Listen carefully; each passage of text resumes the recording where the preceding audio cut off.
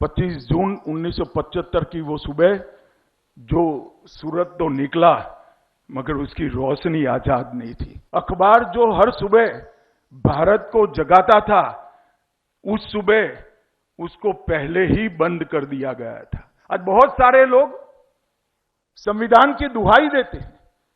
मैं उनको पूछना चाहता हूं, आप किस पार्टी से आते हो, किस अधिकार से संविधान की बात करते हो? सुबह सुबह 8 बजे ऑल इंडिया रेडियो से प्रधानमंत्री जी की आवाज आई, इंदिरा गांधी की आवाज आई, राष्ट्रपति जी ने आपातकाल की घोषणा की है। क्या इसके लिए संसद की सहमति ली गई थी? क्या मंत्रिमंडल की बैठक बुलाई गई थी? क्या देशवासियों को, विपक्ष को भरोसे में लिया गया था? आप वही पार्टी और वही पार्टी से जुड़े हुए लोग हो जिन्होंने लोकतंत्र के रक्षक की भूमिका से लोकतंत्र के भक्षक का काम किया था। 25 जून 1975 की वो सुबह जो सूरज तो निकला मगर उसकी रोशनी आजाद नहीं थी। उस सुबह मौलिक अधिकारों की चादर ओढ़ के सोए हुए नागरिक तानाशाही की जंजीरों में जागे। अखबार जो हर सुबह भारत को जगाता था, उस सुबह उसको पहले ही बंद कर दिया गया था।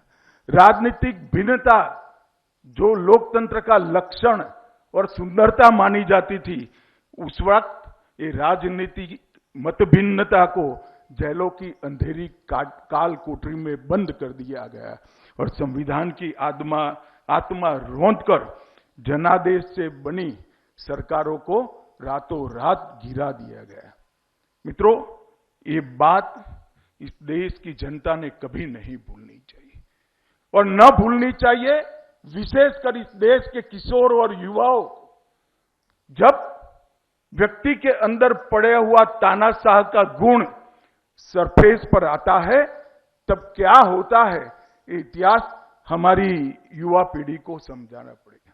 आज बहुत सारे लोग संविधान की दुहाई देते हैं। मैं उनको पूछना चाहता हूं, आप किस पार्टी से आते हो, किस अधिकार से संविधान की बात करते हो? सुबह सुबह 8 बजे ऑल इंडिया रेडियो से प्रधानमंत्री जी की आवाज आई, इंदिरा गांधी की आवाज आई, राष्ट्रपति जी ने आपातकाल की घोषणा की है।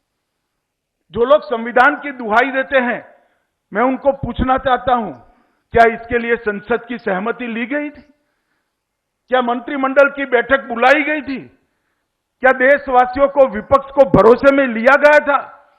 और लोकतंत्र की बात करने वाले लोगों को मैं पूछना चाहता हूं, आप वही पार्टी और वही पार्टी से जुड़े हुए लोग हो जिन्होंने लोकतंत्र के रक्षक की भूमिका से लोकतंत्र के भक्षक का काम किया था।